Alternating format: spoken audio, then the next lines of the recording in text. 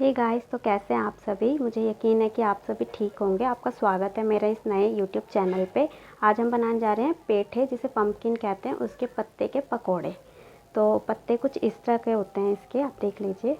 ये पत्तों को हमें इस तरीके से साफ़ कर लेना है, मोटे डंडलों को काट देना है। हमें कुछ इस तरीके से देखने में इसका पत्ता होता है। तो ये पत्तों को हमें साइड रखना है, साफ़ करना है इसको अच्छे तरीके से, साइड रख देना है। अब हमें इसे वॉश करना है। नमक डालेंगे हम पानी में 1 चम्मच, और इसको हम अच्छे तरीके से साफ़ कर लेंगे रब करके। एक एक पत्तों को अच्छी तरीके से आपको साफ़ करना है, इस चीज़ का ध्यान रखना है आपको। साइड कर धो के और हम इसको साइड रखते जाएंगे ताकि इसका एक्सेस वाटर जो है वो बाहर निकल जाए। हमने इस सारे पत्तों को इसी प्रकार से धो के और साइड में रख दिया है। अब हमें एक बैटर तैयार कर लेना है बेसन का, जिसके लिए 1 कटोरी बेसन लिया है।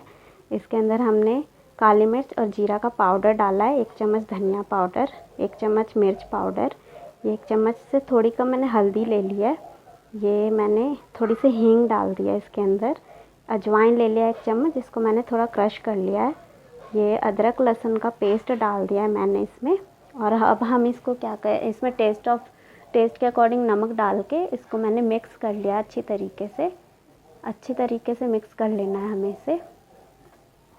और हमें इस चीज़ का ध्यान रखना है कि एक थिक बैटर तैयार करना है। तो आप ज़रूरत पड़ने पे इस पर थोड़ा थोड़ा पानी डालें, बहुत सारा पानी मत डालिए एक बार, क्योंकि ये गीला हो सकता है। हमें कि थिक बैटर तैयार करना है इस तरीके का।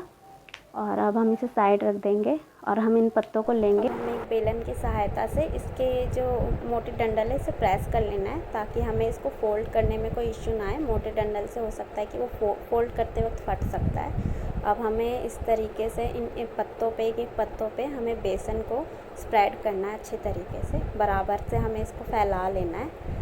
और एक समान कोटिंग आपको रखनी है, इस चीज़ का आपको ध्यान रखना है।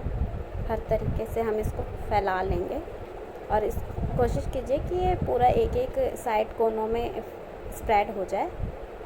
अब ये हमने सारा स्प्रेड कर लिया है। सारे पत्तों को इसी तरीके से हम असेंबल कर लेंगे। एक रोल में हम 5-7 जो है पत्तों को असेंबल कर सकते हैं। उससे ज़्यादा करोगे तो हो सकता है फट सकता है वो। अब देखिए ये हमने असेंबल कर लिया है। इसको अब हमें रोल करना है, तो आप इस टेक्निक पे थोड़ा ध्यान दीजिए।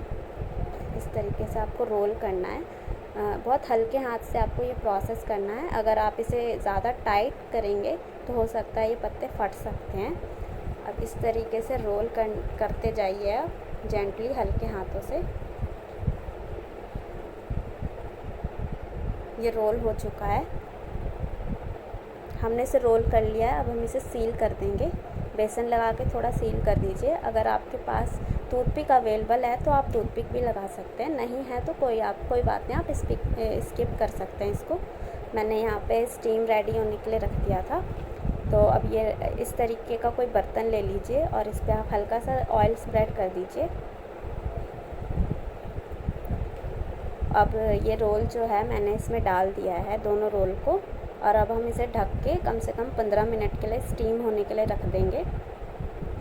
15 मिनट बाद इसमें मैंने टूथपिक डाल के इसको चेक किया है। अगर ये टूथपिक क्लीन है तो ये रेडी हो चुका है। इसको हम साइड रख देंगे पूरी तरह से ठंडा होने के लिए। ये ठंडा हो चुका है पूरी तरह से। ठंडा करना बहुत ज़रूरी है। अगर आप गरम में से कट करेंगे तो हो सकता है ये लेयर खुल जाए इसकी। इस तरीके की इस थिकनेस का मैंने इसे कट कर दिया है। अब देखिए कितना प्यारा लग रहा है ये देखने में। इसके लेयर्स कितने खुल के आए हैं सामने। अब हम इसे सौते करेंगे, सेक लेंगे थोड़ा थोड़ा सा। ये मैंने ऑयल ले लिया है, ऑयल गर्म हो गया, 1 चम्मच सरसों डाल दिया है मैंने इसे। और तिल, सफ़ेद तिल डाल दिया 1 चम्मच। अब हम इसको जो है क्रैकल होने देंगे। क्रैकल हो चुका है। सारे जो पकोड़े काटे थे मैंने उसको हम सेकने के लिए इसमें असेंबल कर देंगे।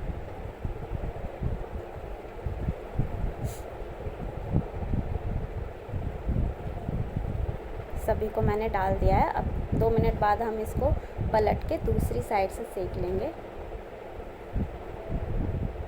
इसको आपको पूरी तरह से सेकने में कम से कम 3 से 4 मिनट का टाइम लग सकता है। 3 से 4 मिनट में ये दोनों तरफ से सिक जाएंगे। और इस चीज़ का ख्याल रखना कि क्रिस्पी करके सेकना है आपको। सिक चुका है, अब इसे हम दूसरे बर्तन में ट्रांसफ़र कर लेंगे और हम दाल चावल के साथ या रोटी पराठे के साथ इसे सर्व करेंगे।